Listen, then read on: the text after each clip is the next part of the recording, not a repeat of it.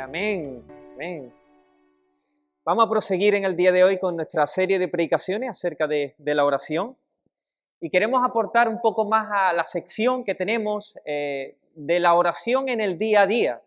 También estamos en esa sección donde estamos orando con respecto a cosas del día a día, pero acompañado de disciplinas espirituales. En esta sección hemos hablado acerca del reino del ruido y la oración, y estuvimos hablando de la disciplina del silencio y del retiro, que era muy importante para poder contemplar la manifiesta presencia de Dios.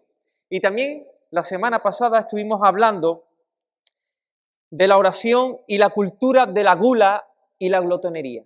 La oración y la cultura de la gula y la glotonería. Y mencionamos otra disciplina espiritual que nos ayuda a batallar contra este enemigo invisible, que muchas veces no lo captamos, no lo sabemos que está ahí, pero está muy dentro de nosotros, que nos hace cambiar a Dios por la comida y comer más de la cuenta para satisfacer ciertos deseos, ciertas frustraciones, ciertas insatisfacciones. Y ese ayuno, junto a la oración, potencia el hambre por Dios y reajusta nuestros afectos. Dios donde tiene que estar, en primer lugar, y la comida donde tiene que estar. Así que en el día de hoy vamos a estar también tocando acerca de la oración y una disciplina espiritual. Y hoy se va a titular la predicación la oración y la sociedad de la censura y la amenaza. La oración y la sociedad de la censura y la amenaza. Queridos, es notable y muy evidente cómo las personas cada vez tenemos más restringidas nuestras libertades y nuestros derechos. Fijarse, los niños aún no nacidos lo sufren a diario. Las madres matan a sus propios bebés en sus vientres en base a lo que se dice sus propios derechos. El cuerpo es mío y aunque el otro cuerpo no es mío, cambio legalmente alguna frase para que a ese niño de semana se le considere un parásito y no una persona, a pesar de que bombee su corazón.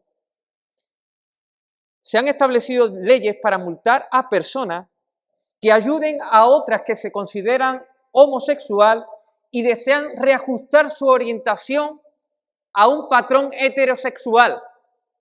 Así que se invita en todos los lugares, se incita, se fomenta que las personas se hagan homosexuales, pero si esas personas voluntariamente piden asistencia para reorientar su orientación a heterosexual, pueden poner una multa, incluso cárcel, a la persona que ayude a estas personas. De 60.000 a 120.000 euros. Los gobiernos y los medios fomentan todo esto. Aplauden. Dicen que es un orgullo. Que invitan a las personas a estar allí, pero después no los dejan salir de allí. Y todo ello también nos incumbe a los cristianos, porque la Biblia nos enseña a defender la vida. La Biblia nos enseña a proclamar por amor, las verdades en cuanto al hombre y la mujer. Los cristianos vivimos bajo amenazas constantes. En unas partes del mundo amenazas por la causa de Cristo de muerte. Cristianos que sufren por su fe niveles altos de persecución. Solo en Nigeria, en esa parte del mundo, asesinan alrededor de 12 cristianos cada 2 horas, un cristiano. En otras partes, como en Occidente, la amenaza se deriva en rechazo, exclusión social, burla, reputación dañada, multas económicas e incluso cárcel por seguir a Cristo. A nuestro querido hermano Will Graham, hace unos años, Facebook le censuró su cuenta por publicar un vídeo haciendo una crítica de un libro abominable que se titulaba «Solo un Jesús marica puede salvarnos». Y él hizo una crítica. Su cuenta fue bloqueada, según ellos, por incitación al odio. John MacArthur también fue censurado por YouTube por hablar de la sexualidad bíblica y decir que la transexualidad no existe como tal. Dijo, eres XX o XY, eso es todo. Dios hizo al hombre, hombre y mujer, al hombre, hombre y a la mujer, mujer. Eso está determinado genéticamente, eso es fisiología, eso es ciencia, eso es la realidad. La censura no es solo cuestión en la sexualidad y los roles del hombre y mujeres, sino también por creer que Jesús es el único camino que lleva al Padre. La censura también viene por presentar la Biblia como la verdad absoluta. Todos los verdaderos cristianos lo han vivido en sus carnes, la persecución de manera diferente, a menor grado, a mayor grado, la amenaza, la intimidación, la censura. El problema es cuando esas intimidaciones entran a los cristianos vía al corazón y nos produce temor. Y cuando eso produce temor, quedamos paralizados para hacer la obra que nos ha sido encomendada, predicar el Evangelio a todas las naciones. Y creo, hermano, estoy casi seguro que esto puede haber entrado en nuestro corazón. Y no estamos haciendo lo que tenemos que hacer, porque hay intimidación, porque hay amenazas que ni siquiera a lo mejor captamos o vemos, pero que ha entrado en nuestro corazón. Y no estamos proclamando el Evangelio con fidelidad. La sociedad globalista de nuestro tiempo está en contra de todos los principios cristianos, contra el Evangelio del Señor. Abramos la palabra de Dios por Hechos, capítulo 4, Hechos capítulo 4. Y vamos a ver cómo los primeros cristianos tuvieron que lidiar con la amenaza contra la intimidación de un poder político y religioso de aquella época. Hechos capítulo 4. A este libro de los Hechos también se le puede llamar los Hechos de Jesús por su Espíritu a través de la Iglesia. Antes de entrar allí vamos a contextualizar un poco. En el capítulo 3, antes del capítulo 4, en el capítulo 3, Pedro y Juan suben a orar al templo. Ellos suben a orar y se encuentran a una persona en la puerta de la Hermosa que está pidiendo limosna. Así que está allí pidiendo y Pedro le dice, mira, yo no tengo oro ni plata, pero lo que tengo te doy. Así que en el nombre de Jesucristo levántate y anda. Y ese hombre al instante, saltó y anduvo. Glorificaba a Dios. Así que mucha gente que vieron ese milagro, escucharon hablar de ese milagro, empezaron a rodear a Juan, a Pedro y al cojo que ya no era cojo. Así que estaban ellos allí. Así que Pedro dice, wow, esta es la oportunidad, este testimonio es innegable, es evidente, está claro que Jesús ha demostrado su poder, así que esta es la oportunidad para predicar el Evangelio. Y allí, en medio de todo eso, empieza a predicar acerca de la vida de Jesús y la resurrección de Jesús. Y mientras él está predicando, viene entre la multitud, pues el principal de la guardia del templo, jefe de la guardia del templo. Vienen los sacerdotes, se abren paso por la multitud. Vienen los saduceos también, tienen poca cara de amigos. Están enfurecidos, están enfadados, están resentidos y se llevan a Juan y a Pedro y lo meten en la cárcel. Al día siguiente, traen a Juan y a Pedro al Sanedrín. El Sanedrín era un grupo de 71 personas que eran consejeras. Estaba compuesto por el sumo sacerdote, por sacerdotes, por saduceos, por escribas, que también eran fariseos, y ancianos del pueblo. Así que allí hay 71 personas, los más poderosos del mundo judío de aquel tiempo. Sumo sacerdote, escribas, ancianos del pueblo. Y ellos se sientan en semicírculo. Y frente a ellos está Juan, está Pedro, y está el cojo que ya no era cojo. Allí está. Así que el Sanedrín contra dos hombres insignificantes. Goliat contra David, los influyentes de la sociedad contra los desconocidos, los expertos contra los pescadores, los sabios religiosos contra los hombres del vulgo y sin letra. Han indagado ellos, han comprobado quiénes son y les lanzan una pregunta. A ver, esperarse, ¿con qué potestad o en qué nombre habéis hecho esto? ¿Cuáles son vuestras credenciales? A ver, ¿a qué partido pertenecéis vosotros? A ver, ¿en nombre de qué emperador venís? Y claro, Pedro, me imagino que se mira, Juan, Pedro, y como es más atrevido Pedro, dice, espérate, que voy yo. Y lleno del Espíritu Santo, dice, en el nombre de Jesucristo de Nazaret, a quien vosotros crucificasteis, y a quien Dios lo ha levantado de los muertos. Por él este hombre está en vuestra presencia. Y él sigue diciendo, versículo 11 del capítulo 4. Este Jesús es la piedra reprobada por vosotros los edificadores, el cual ha venido a ser cabeza del ángulo, y en ningún otro hay salvación, porque no hay otro nombre bajo el cielo dado a los hombres en que podamos ser salvos. Ellos escuchan esto y reconocen que han estado con Jesús. No pueden creer el denuedo que ellos tienen cuando hablan. Incluso no pueden contradecirle. Además, el milagro es evidente. El cojo que ya no era cojo está ahí. No pueden negarlo. El pueblo lo ha visto con sus ojos y por eso tienen que soltar a Juan y a Pedro. Sin embargo, antes de librarlo, versículo 21, mira lo que dice. Ellos entonces, ¿qué? Les amenazaron y les soltaron. Aquí está. La censura gubernamental. La amenaza de los gobernantes políticos religiosos de la época de la iglesia primitiva. En este momento comienza la primera persecución de la iglesia del Señor y así ha sucedido y sigue sucediendo hasta nuestros días. Así que con la ayuda de Dios vamos a ver primeramente cuál es el motivo real de las amenazas y la censura. ¿Por qué? ¿Por qué amenazan? ¿Por qué censuran? 2. Después veremos cómo funciona la estrategia de la amenaza y la censura. Y 3, veremos cómo batallar contra las mentiras y los efectos de las amenazas y la censura. Lo iré repitiendo, no os preocupéis. Primero, ¿cuál es el motivo real por el cual los cristianos somos perseguidos? Juan y Pedro estaban en la cárcel. Después de haber sanado a esa persona, lo meten en la cárcel y están allí. Yo no sé, pero posiblemente podrían decir, bueno, ¿qué hacemos nosotros aquí? ¿Qué hemos hecho mal?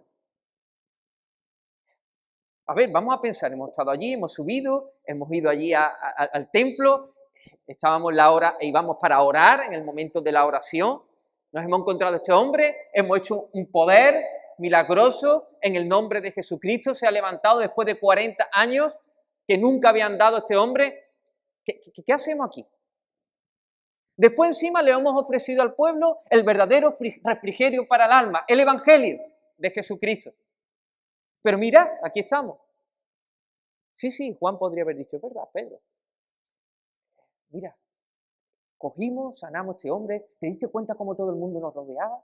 Y te diste cuenta cuando tú empezaste a predicar acerca de Jesús, la gente afirmaban y asentaban con sus cabezas, pero de repente viene el jefe de la guardia, los saduceos, y vienen a por nosotros y nos arrebatan. ¿Qué ha pasado? ¿Qué ha pasado? Y Pedro dice, ya está, aquí está la clave. Cuando predicamos el Evangelio, la resurrección de los muertos de Jesucristo, entonces entraron los saduceos a por ellos. No creo que fuera así la conversación. Pero hay mucho de verdad. La multitud se acerca, están allí, no pasa nada hasta que se predica el Evangelio. La persecución viene cuando se proclama el Evangelio de Jesús de Nazaret con fidelidad. Apúntalo ahí, con fidelidad. Fíjate en Hechos 4:2, ¿qué dice? ¿Cómo vinieron esa gente a por Juan y a por Pedro? Dice, resentidos, ¿qué? De que enseñasen al pueblo y anunciasen en Jesús la resurrección de los muertos. Ese es el problema. El versículo 17 y 18 especifica en qué consistían las amenazas. Vamos a leerlo. Sin embargo, para que no se divulgue más entre el pueblo, amenacémosle para que no hablen de aquí en adelante a hombre alguno en este nombre. ¿En qué nombre? En nombre de Jesús. Y llamándoles, les intimaron que en ninguna manera hablasen ni enseñasen en el nombre de Jesús.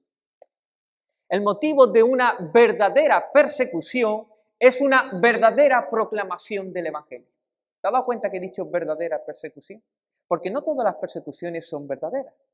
No todas las amenazas que reciben las personas son persecución por la causa de Cristo.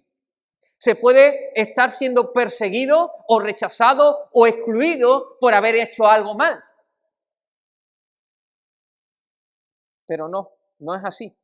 Cuando decimos verdadera persecución, es por una persona que ha predicado y vive como es digno del Evangelio de Jesucristo. Así que hay que distinguir muy bien esto, porque esta persecución de la que nos habla la Biblia no es por cualquier cosa, no es por cualquier idea, por raza, sexo, tribu, tampoco por ser un fanático que a la fuerza intentamos doblegar a las personas para que se conviertan a la religión de Jesús. No es eso. Tampoco por cometer pecado a los ojos de Dios y recibir la indiferencia por ello. Muchas veces podemos decir, wow, es que esta persona me está persiguiendo, hay que ver, es que los cristianos, no, pero ¿qué has hecho tú? ¿Por qué te has rechazado? No, eso no es persecución por la causa de Cristo. Es porque tú has hecho un daño delante de los ojos de Dios, es pecado y te persiguen por eso. Así que la verdadera proclamación del Evangelio y una vida como es digna del Evangelio de Jesucristo, conlleva sí o sí persecución. Siempre. Así ha sucedido siempre con la verdad de Dios. Abel, Moisés, David, Elías, Jeremías, Daniel y sus amigos, Mardoqueo, Jesús, los apóstoles y hasta el día de hoy. Seguimos recibiendo persecución por la causa de Cristo. Ahora bien, ¿por qué es tan ofensivo el Evangelio? ¿Quién eran esta gente?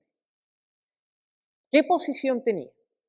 El jefe de la guardia era el jefe de la fuerza policial del templo y se conformaba por los levitas y oficiales de segundo rango del sumo sacerdote. Los romanos habían delegado la responsabilidad de la seguridad del templo a los judíos. Así que los sacerdotes también los sacerdotes en el antiguo pacto era ese grupo de mediadores entre Dios Santo y el hombre que era pecador. Eran escogidos, eran apartados para el sacerdocio. Tenían que tener un carácter santo. Se les permitía acercarse a Dios a favor del pueblo y el sumo sacerdote entraba una vez, ¿recordáis?, al lugar santísimo para expiar el pecado del pueblo y el suyo. Así que ahí tenemos jefe de la guardia, los sacerdotes, pero estos sacerdotes, la mayoría de ellos eran saduceos, que era una secta judía de aquel tiempo, eran los adinerados, la clase más alta. Habían adquirido mucho poder, controlaban el templo, eran los liberales, porque ellos solo creían en los 5 primeros libros de la Biblia, en el Pentateuco, así que ellos no creían en la resurrección de los muertos, tampoco creían en los ángeles, los demonios, cosas así más espirituales. Así que ahí están ellos, con su posición. Tienen una posición bien alta, controladores del templo, dueños de aquello. Y ahora vienen unos simples pescadores y se ponen a predicar acerca de la resurrección de Jesús. La iglesia empieza a sentir el aliento del poder político y religioso. Ha comenzado la persecución en la iglesia cristiana, o más bien la continuación de la persecución de Jesús, podemos decir. Los saduceos han movido los hilos y van a ir a por ellos. Todos están resentidos, enfurecidos. El jefe de la guardia teme perder el control, el orden. Los sacerdotes se muestran como intolerantes religiosos. ¿Pero qué ha hecho Pedro? ¿Qué ha hecho Juan? ¿Qué han hecho? ¿Por qué crujen esta gente los dientes y su semblante está fruncido? ¿Por qué? ¿Por qué arrebata con violencia a estos dos y los meten en la cárcel? ¿Qué pasa con esta gente? Que se le ha predicado el Evangelio. Que se le ha predicado el Evangelio. Que se está predicando el Evangelio. ¿Por qué el Evangelio es tan ofensivo? Los saduceos pensaban que enseñar al pueblo era tarea exclusiva de ellos. Nosotros somos los sacerdotes. Nosotros enseñamos al pueblo. Nosotros tenemos la autoridad. Pero no solo eso, sino que se está enseñando en el nombre de Jesús. Ellos entregaron a Jesús a la muerte. Y por ende, se está predicando la resurrección de los muertos. La doctrina de la resurrección está desacreditando a los falsos religiosos de aquella época, que eran los saduceos también. Así que la identidad de los saduceos está siendo sacudida. El ego está siendo dañado, está siendo desplazado. Y está diciendo que no, que saduceo no, que aquí Jesús de Nazaret. Y esto está doliendo, está doliendo. Se creen ricos, pero el Evangelio les muestra su pobreza espiritual. Se ven como hombres de paz, pero el Evangelio los desnuda, muestra su maldad, su crueldad, hombres envidiosos, despiadados y asesinos del Mesías. El orgullo de los líderes, de los líderes religiosos está siendo herido y toda su furia se levanta contra aquellos que predican ese Evangelio que desplaza al ego hacia un lado. Esto es lo que está pasando. ¿Por qué la proclamación del Evangelio es tan ofensiva para el hombre natural? ¿Por qué? Primero, porque este mensaje pone en evidencia el ego. Lo desplaza a un lado, lo quita del centro, lo baja del escenario. Estos discípulos denuncian abiertamente que ellos han matado a Jesús. Vosotros habéis matado al Cristo, a Jesús. Pero Dios lo resucitó, eso quiere decir que no está a favor de vosotros. Fijarse, los judíos religiosos escuchando esto, lo que está diciendo es que Jesús es el centro, no vosotros. Todo gira en torno a Él, toda autoridad está en sus manos y Él ha mandado a todas las personas que se arrepientan de sus pecados. El Evangelio exige dejar el autogobierno y poner nuestro gobierno bajo el señorío de Cristo y que sea Él el capitán de nuestra barca. Eso es lo que exige el Evangelio. Además, denuncia la maldad del corazón del hombre. Y claro, el que predica con fidelidad el Evangelio se mete en camisa de 11 varas. En camisa de 11 varas. Se complica la vida. ¿Qué sucede? Que el hombre nunca va a ceder el control. No quiere ceder el control. El hombre quiere siempre estar en el centro. Siempre quiere decir, yo soy bueno, las cosas funcionan como yo quiero. Soy el capitán de mi destino. Y entonces el Evangelio dice, no, así no funciona. Quita, el control no es tuyo. Bájate de ese escenario. Y entonces la persecución viene. El Evangelio manifiesta la luz, y las obras malas de los hombres se hacen visibles. Y como no quiero que resplandezca esa luz y me demuestre que mis obras son malas, acabo con la luz. Y voy en contra de la luz. Eso le pasó a Caín. Vio que las obras de Abel eran buenas, tuvo envidia y fue contra él y lo mató. Así fue Jezabel que persiguió de muerte al profeta Elías.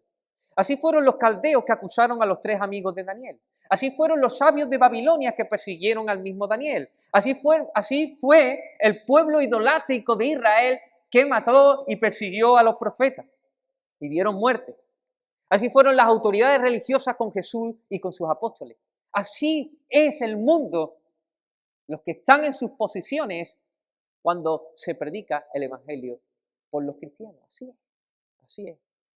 Así que primero, desplaza el ego, lo quita del centro, lo baja en el escenario. Y 2, es tan ofensivo el Evangelio, porque desafiamos los planteamientos humanos. Los desafiamos. Eso es lo que le pasó a los saduceos.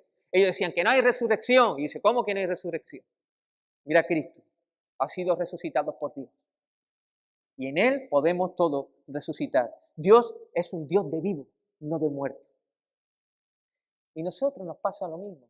Nosotros nos levantamos en un mundo relativista que dice, no, cada uno con su verdad. Y nosotros decimos en voz alta y clara, la Biblia es la palabra de Dios, la única regla de fe y conducta, la verdad en mayúscula.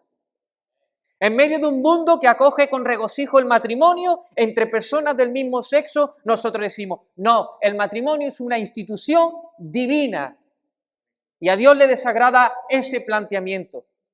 El mundo promueve la diversidad sexual, la celebra, hacen espectáculos, lo llaman orgullo, modernidad, progreso, incitan a probar a los menores, a ver qué les gusta, adoctrinan a niños, le presentan juegos eróticos y nosotros declaramos con indignación santa. Eso es perversidad. A los islámicos, a los budistas, a los filósofos, a cualquier sistema filosófico les decimos que Jesús es el único camino, la única verdad y la única vida. Y sin Él no vamos nadie al Padre. A los psicoterapeutas que piensan que el hombre es un mono evolucionado, les decimos, no, el hombre es hombre. Desde que Dios hizo al hombre a su imagen y semejanza. A ellos que dicen que el hombre es bueno por naturaleza, les decimos, más engañoso es el corazón que todas las cosas. Y el corazón del hombre está inclinado al mal desde su juventud. Aquellos que dicen que el enojo, la ira, la furia explosiva es producto de una sustancia química del cerebro. Nosotros les decimos, no, eso es pecado. Y el hombre es responsable de su pecado. Ellos promueven el cambio de conducta y decimos, no, no, eso no es suficiente, porque de dentro del corazón de los hombres salen los malos pensamientos, los adulterios, las fornicaciones, los homicidios, los hurtos, las avaricias, etc. Decimos, el hombre necesita un cambio de corazón, una disposición nueva. El problema está en sus afectos y deseos, y entonces sostenemos con la Biblia en pie. Toda la Escritura es inspirada por Dios y útil para enseñar, para redarguir, para corregir, para instruir en justicia, a fin de que el hombre de Dios sea perfecto, enteramente preparado para toda buena obra. Frente a todo hombre que se considera bueno y que piensa que irá al cielo por sus obras, nosotros le decimos con compasión que todas sus obras son trapos de inmundicia delante de Dios, que es pecador, pero también les decimos con esperanza que hay buenas noticias y en ninguno otro hay salvación, porque ahí no hay nombre debajo del cielo dado a los hombres en que podamos ser salvos, sino en el nombre de Jesús. Entonces, la iglesia se prepara para lo que viene. ¿Por qué nos rechaza el mundo? El mundo nos rechaza porque desafiamos sus planteamientos. No toleran que les digamos que todas las opiniones no son verdad. No son verdad. Y comienza la persecución. Nos llaman intolerantes, pero ellos nos persiguen con desprecio. Nos llaman crueles, pero ellos nos matan con sus hechos, con sus palabras. Nos llaman engañadores, pero ellos son ciegos, guías de ciegos. Nos llaman fanáticos, pero ellos nos amenazan, se burlan y crujen sus dientes contra nosotros. Mis amados hermanos, el Evangelio es la buena noticia de Jesús. Y es poder de Dios, pero es poder de Dios para los que se salvan. Para los que no, es locura, es tropezadero. Hiere el ego, invita a abandonar el escenario y coloca a Cristo en el centro. Denuncia el pecado, desafía los planteamientos del mundo y les dice, así ha dicho el Señor. Así. La palabra, la única verdad. Cristo es el único camino. Y entonces la iglesia sufre persecución, sufre amenaza. ¿Te das cuenta? ¿Te das cuenta? Cuando se predica el Evangelio con fidelidad. Cuando se vive como el digno del Evangelio. Ahora bien, en este segundo punto, ¿cuál es la estrategia que usa el mundo para que nosotros callemos? Para amordazarlo. La amenaza, la intimidación, la presión social, la censura, lo mismo que el Sanedrín, lo mismo. El Sanedrín amenazó a Juan y a Pedro y a la iglesia por hablar de Jesús, de su vida, de su muerte y su resurrección. Pero mira lo que dice el versículo 23. Versículo 23.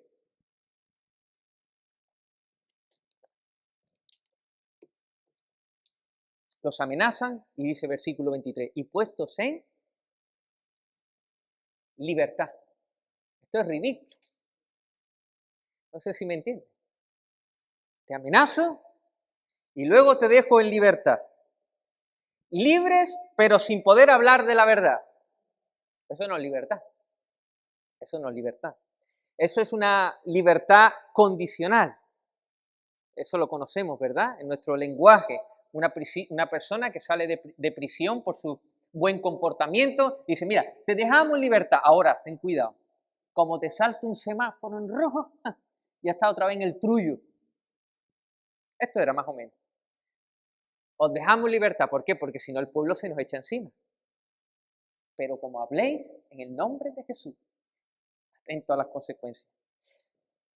Las autoridades no encuentran nada para condenarlo, por eso amenazan. Amenazar es dar a entender a alguien la intención de causarle algún mal, generalmente si se da determinada condición. Como volváis a enseñar y a hablar en el nombre de Jesús, ya veréis lo que os pasa. Como saltéis este semáforo en rojo y proclaméis el Evangelio con fidelidad, atento a las graves consecuencias. ¿Y sabes qué? La amenaza es real. Allí hay 71 personas que componen el Sanedrín y no se andan con chiquitas, ¿eh? No se andan con chiquitas. Hacían unos días habían condenado a Jesús y lo habían matado. ¿Cómo no lo van a hacer con los discípulos también? Persiguieron a Jesús en vida, le buscaron cualquier falta, lo tentaron para atraparlo, pero no pudieron. Finalmente contrataron a Judas, lo arrestaron y pusieron testigos falsos y persuadieron a la multitud para que gritara, crucificarle, crucificarle. Esa multitud que hacía unos días antes están diciendo, Hosana al hijo de David. Las amenazas que reciben Pedro y Juan son reales. Humanamente se pueden llevar a efectos de manera rápida. Son amenazas del mismo poder político y religioso judío. Saben cómo cumplir sus amenazas. Ellos tienen ya experiencia, son astutos, no tienen escrúpulos, tienen poder, tienen medios. Medios los tienen. Fíjate, como hemos dicho, cómo movió a la masa para que gritara crucificarla. Tienen influencia para manipular la opinión del pueblo. Si se les hiere el ego, ellos se levantan con furia y violencia para arremeter al ofensor. Así que coloquémosle las amenazas. ¿Por qué? ¿Por qué una amenaza? ¿Cómo funciona la amenaza?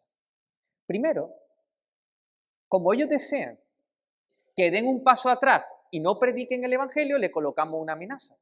Para que no prediquen el Evangelio ni todo el consejo de Dios. Ellos no quieren que le toquen las narices. Solo les interesa el status quo, donde están, su poder, su riqueza, lo que tienen. A mí que no me estorben. A mí que no me vengan con nada que pervierta este orden que yo tengo y esta comodidad que yo tengo. No, así que una amenaza. ¿Cómo que Jesús en el centro? El Evangelio les enciende la luz y ellos dicen, bueno, amenacemos a esta gente. ¿Para qué? Para restringir y ellos no prediquen el Evangelio. Así que eso es lo que hace una amenaza. Restringir. Restringir para que no prediquemos el Evangelio. 2. Otra de las cosas que ellos saben es que esta gente van a seguir predicando el Evangelio. Así que una amenaza debe penetrar lo más adentro del corazón, el área de las emociones, el área de los pensamientos, de los afectos. Si la amenaza se deposita en el corazón de estos cristianos, se acabó. Mira, era un momento crucial. Estaba comenzándose a predicar el Evangelio. Si los cristianos cogen y retroceden, ¿qué pasa? Adiós a las buenas nuevas noticias. Así que lo amenazan. Si esa amenaza entra en el corazón de aquellos que han escuchado la noticia y han sido intimidados, ¿sabe qué va a producir en el corazón? Temor. Temor. Temor. ¿Recordáis el asesinato de Jesús? Cuando Él murió, después, ¿dónde fueron los discípulos de Jesús? Primero se esparcieron todos, pero después todos fueron ¿a qué? A una casa a esconderse. Y dice la palabra, por miedo a las autoridades judías. La muerte de Jesús es una amenaza, una intimidación para aquellos que quieran seguir a Jesús y predicar a Jesús. Así que ellos se escondieron, tenían miedo, tenían temor, se escondieron allí. Estaban paralizados, llenos de temor. No sé, escucharían la puerta al sonar y dirían, wow, ya están aquí las autoridades judías. Temblarían ante cualquier ruido, no dormirían bien. Fijarse lo que produce una amenaza. Así que la amenaza produce restricción para predicar el Evangelio, temor que te paraliza, pero tercero, otra de las cosas que produce una amenaza es someter a la persona creyendo que es libre. Someter a la persona creyendo que es libre. Las autoridades no tienen más remedio que poner en libertad a Juan y Pedro. No les queda otra. No hay manera de acusarlos.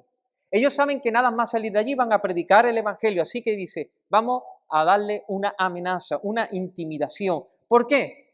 Porque con esa amenaza se puede lograr sometimiento. Sometimiento, esclavitud. La amenaza tiene como una especie de omnipresencia soberana, lo he llamado yo. ¿Qué quiere decir? Cuando una amenaza entra en el corazón de otra persona o de un poder político o religioso, es como si siempre estuviera presente la persona que te ha amenazado para hacer cualquier cosa. Es una forma de controlar sin estar presente físicamente, de esclavizar haciendo creer que eres libre. Por ejemplo, un discípulo de Jesús que se le hubiera sentado esta amenaza en el corazón, nada más pensar en predicar el Evangelio, le entraría inquietud, agobio. incomodez. Nada más disponerse a predicar el Evangelio, la angustia y los pensamientos negativos llegarían a su mente. ¿Qué pasará? ¿Qué dirán? ¿Acaso le interesará? ¿Qué pasará si me escucha y se escucha el Sanedrín que yo estoy aquí predicando? Y si llegara a predicar, sentiría la necesidad de modificar algunos aspectos del Evangelio para que no sea tan ofensivo. Qué angustia, ¿no? Vivir así como si el Sanedrín estuviera allí mismo presente, aunque no está. La amenaza que entra en el corazón es como si ellos mismos estuvieran allí presentes cada vez que ellos van a abrir la boca. Y entonces hay una censura y una autocensura también. Mis amados hermanos, si el Señor nos diera discernimiento, veríamos cómo las amenazas y la intimidación de esta época han entrado en nuestro corazón. Hay una ingeniería política y social de manipulación. Una ingeniería política y social de dominio mental, imponiendo un pensamiento único. Y el que se levante contra lo políticamente correcto, atento a las consecuencias. Por supuesto, es el diablo que está detrás de todo esto, es el príncipe de este mundo.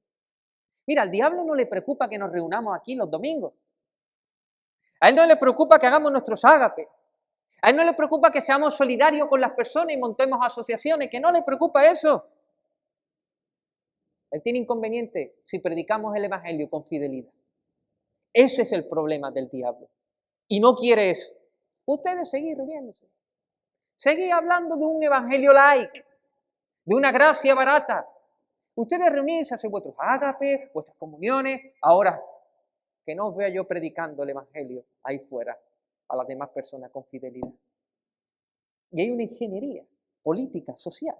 El diablo anda haciendo hilos, estrategias. La amenaza es real, no la sientes, mi hermano. Cuando piensas en predicar públicamente el Evangelio, a veces no te inquieta, no sientes como una incomodidad. O cuando se te presenta la oportunidad de predicar el Evangelio, no comienzas a sentir un poco de angustia o comienzas a excusarte diciendo, pues yo no creo que sea el momento ahora. ¿Ves la amenaza? Ha entrado en el corazón. O fíjate lo que te cuesta mientras estás hablando con alguien, redirigir esa conversación a Dios y la necesidad suprema del hombre para exponerle después abiertamente el Evangelio. ¿No sientes la presión? ¿No sientes la presión de quitar algunos elementos cuando predicas el Evangelio? La amenaza está ahí. Yo la siento muchas veces y se cuela con regularidad en el corazón. Me produce temor a perder aprobación, a ser rechazado, a ser señalado. Incluso es curioso, pero la amenaza nos lleva a la autocensura. Nosotros mismos nos censuramos. La gente habla delante de nosotros a favor del aborto, de la homosexualidad, de la eutanasia. Y sabemos la opinión de Dios, pero no lo decimos. Decimos, como lo digamos, hay lío, hay problemas. Y nos autocensuramos. Nos ponemos inquietos y decimos, no, aquí no puedo hablar nada. Hay una ingeniería política, social, que nos está autocensurando, se ha metido la amenaza en nuestro corazón y nosotros mismos nos callamos. La amenaza creo que ha entrado en el corazón de la iglesia de nuestro tiempo y nos hacen pensar que somos libres. Ustedes tienen libertad aquí para predicar el Evangelio y nos hacen pensar eso, pero somos esclavos. Decimos, nadie nos dice lo que tenemos que decir, pero no decimos lo que tenemos que decir. ¿Por qué? Por temor a sufrir pérdidas. Y no solo esto, a nivel de familiar también. Cuando tenemos que vivir como dignos del Evangelio delante de mi esposa, de mi esposo, del esposo, de la familia, de los hijos, es que si no hay amenazas por todos lados. Cuando tú quieres vivir como digno del Evangelio, tienes amenazas de los más cercanos, de todos los que te rodean. ¿Por qué? Porque la luz amanece. Y entonces ven su pecado y quieren quitar la luz del medio. Pero es así, desde entonces. Queridos hermanos, hemos visto por qué el Evangelio es tan ofensivo. Hemos visto cuál es la estrategia. Por lo tanto, debemos decir en este tercer punto, cómo batallar contra la amenaza real de nuestro tiempo. ¿Cómo batallar? ¿Qué hicieron Pedro y Juan? Versículo 23, capítulo 4.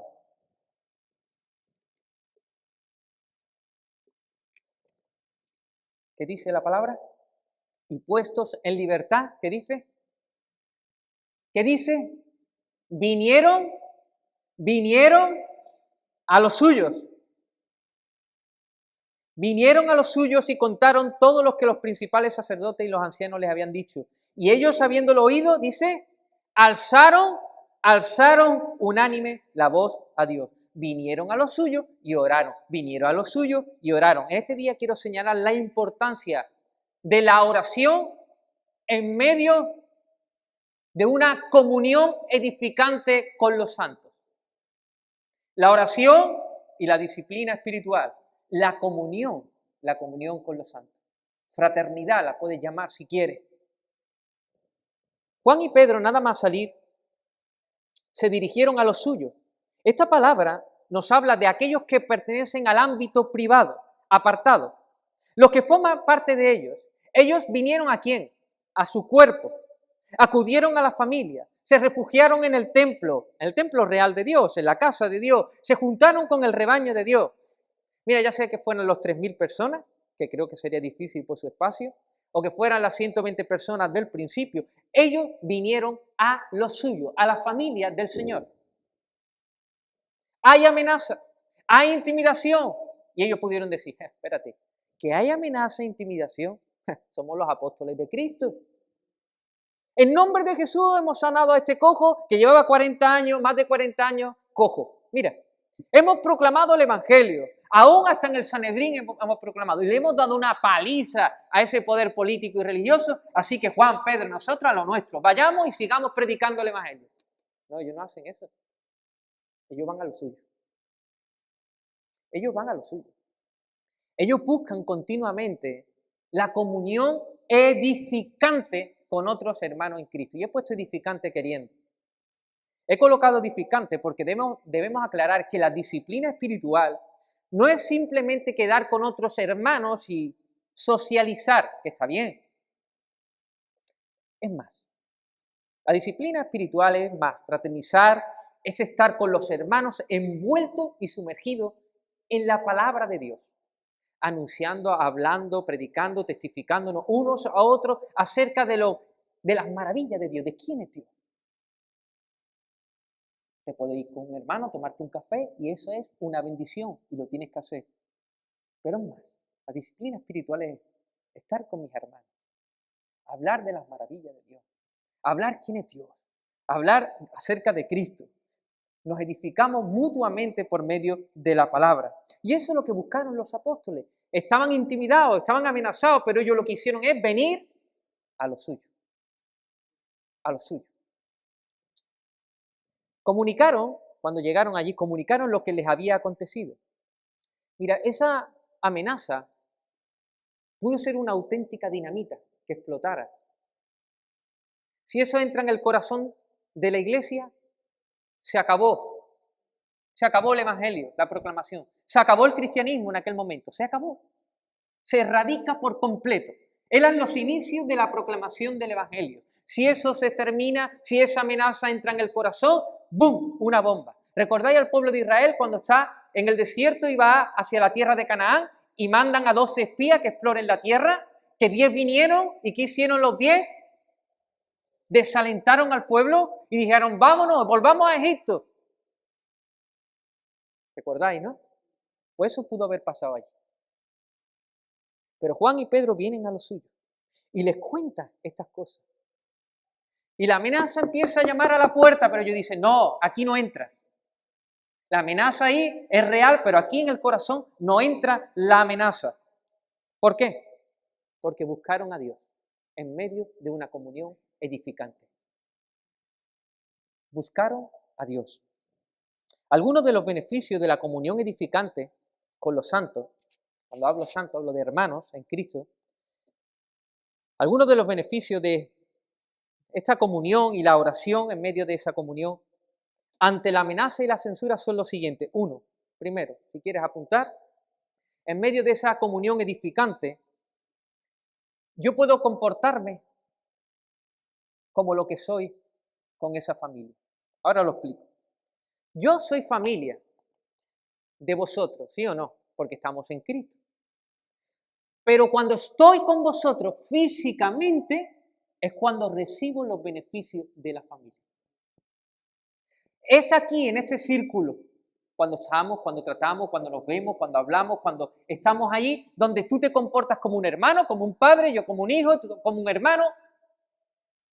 Es en medio de la comunión de los santos donde somos bendecidos. Viniendo a los míos, me di cuenta que no estoy solo, que estoy en una familia, que la familia mía también tiene un mismo propósito, el glorificar a Dios y también proclamar el Evangelio. Mira, el sentido de pertenencia que tenía Juan y Pedro y los demás cristianos en la iglesia primitiva es tremendo. Si siguen leyendo un poquito más adelante, dice Lucas, y ellos eran de un corazón y un alma. Recibe Pedro y Juan la amenaza, ¿y quién más la recibe? La iglesia. Si se recibe Juan y Pedro premios, ¿quién recibe los premios? La iglesia.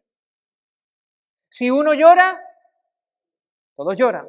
Si uno se goza, los demás se gozan. Y ellos vinieron a lo suyo y contaron, abrieron su corazón. Mira lo que nos ha pasado. Nos han amenazado. Pero no dicen, nos ha amenazado a mí, a Juan, a mí y a Pedro. Juan dijo, a mí y a Pedro, no. A todos. Las amenazas para todos, es la iglesia. Somos uno, somos un cuerpo. Estamos unidos, entretejidos, el mismo propósito, la misma misión. La iglesia es la familia de Dios. Mi familia de aquí hasta la eternidad. Luchamos por la misma causa. Somos amenazados por la misma causa. Vengo a los míos y me entienden. Vengo a los míos y puedo derramar mi corazón. Vengo a los míos y recibo por medio de ellos el abrazo de Dios, el ánimo, el consuelo de la palabra. Eso sucede en medio de una comunión edificante entre hermanos. Así que ese es el primer beneficio. Segundo beneficio, que en medio de esa comunión Dios provee discernimiento espiritual. Discernimiento espiritual. Pedro y Juan eran apóstoles, pero necesitaban la iglesia. Ellos fueron y contaron a los demás estas cosas. Y entonces, no sé qué pasó allí, pero tuvo que abrirse las escrituras.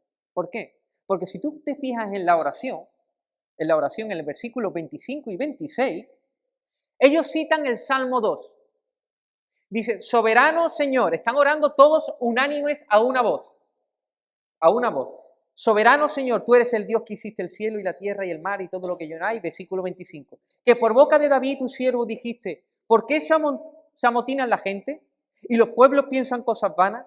Se reunieron los reyes de la tierra y los príncipes se juntaron contra el Señor y contra su ungido. ¿Cómo sabía la iglesia esto? Comunión edificante. Escritura. Y entonces empiezan a recibir discernimiento. Porque después interpretan esto. En el siguiente versículo 28, todo esto del Salmo 2 era algo que le tenía que acontecer a Jesús. ¿Entendéis? Así que hay discernimiento. La amenaza está ahí. El poder está ahí, gubernamental, contra Dios, contra su ungido. Pero dice, no, tranquilo.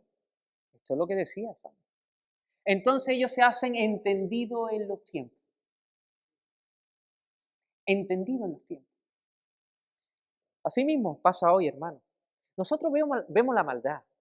Wow, yo algunas veces veo algo y me siento casi impotente y todo. Que este mundo como... Pero después en medio de la comunión edificante, abrimos las escrituras, hablamos con unos, con otros, y decimos, es que esto es lo que Dios había dicho que iba a pasar. Esto es lo que Dios había dicho que iba a pasar. Es que a Dios no se le ha escapado. Y entonces empezamos a entender las cosas. Empezamos a entender estas cosas, estas amenazas que entran en nuestro corazón. Empezamos a entender un montón de cosas. Muchas veces cuando nuestras vidas vienen aquí y decimos, wow, y veo un ejemplo de un hermano que predica y vive como es digno del Evangelio, eso hace que salga en mí y diga, wow, pues yo estoy más oscuro. Y entonces veo que la amenaza ha entrado en mi corazón, por eso yo no predico el Evangelio como tengo que predicar. Y entonces, ¡pum!, En la comunión edificante se enciende la luz y nos da discernimiento espiritual para entender lo que estamos viviendo en cada época. En este momento estamos viviendo lo que se vivió, pero lo que se ha vivido en otros tiempos.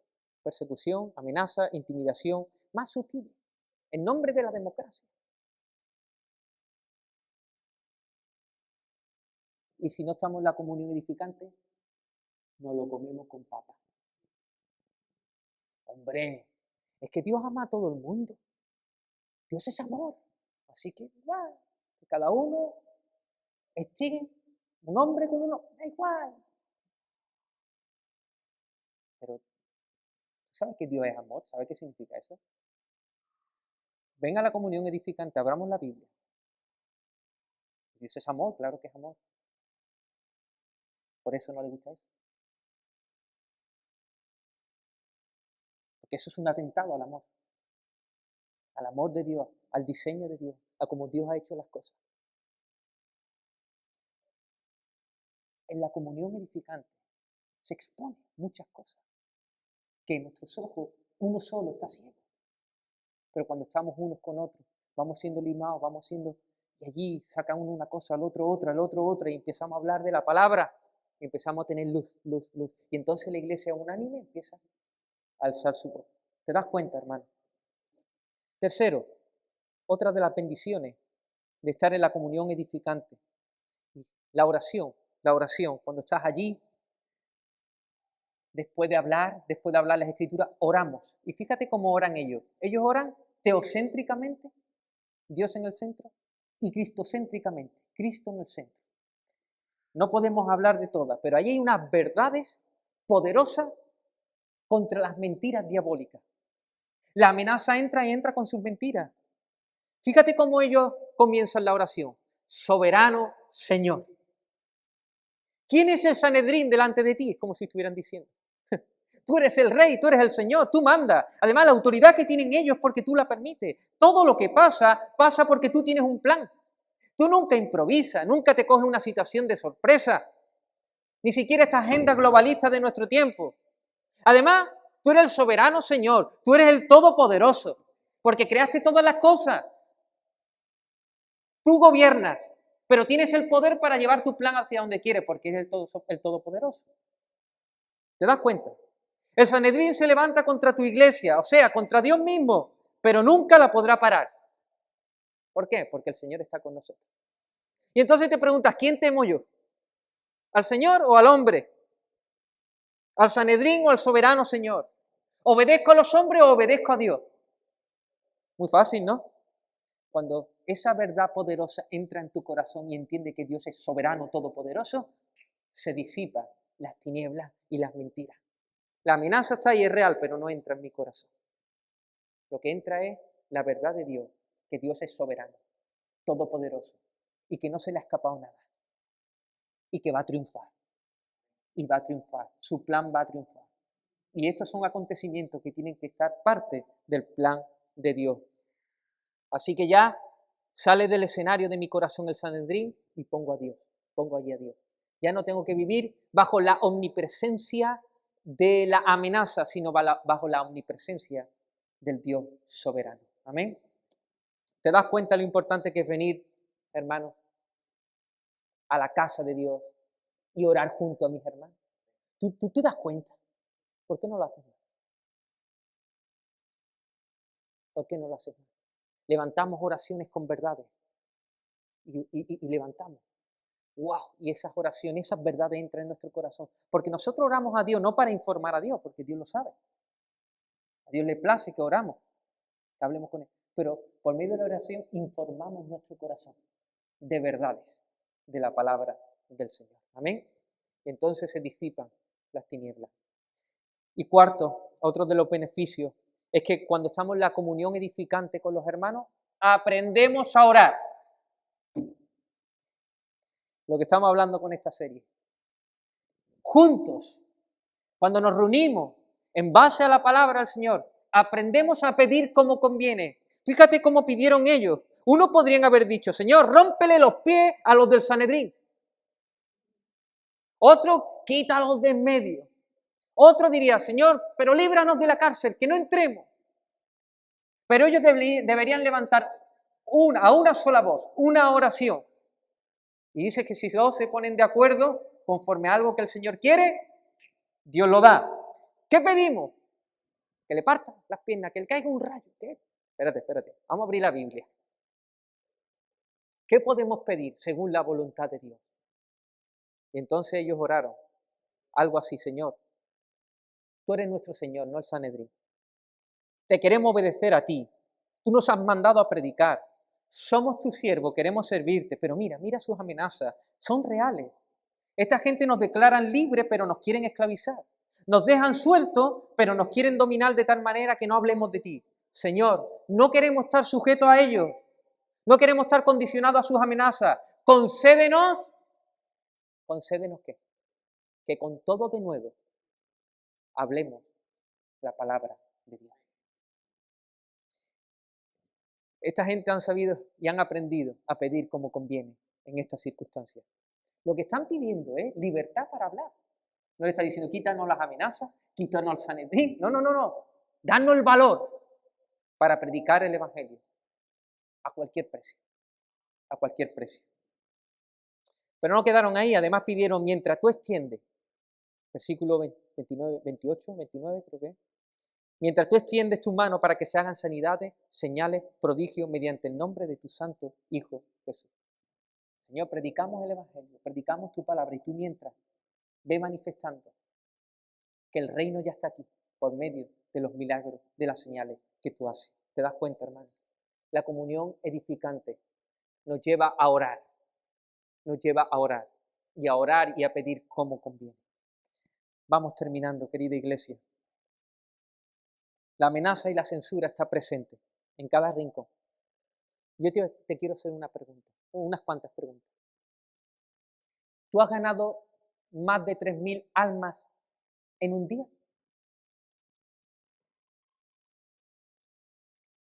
¿La has ganado? Entonces necesitas venir a los tuyos.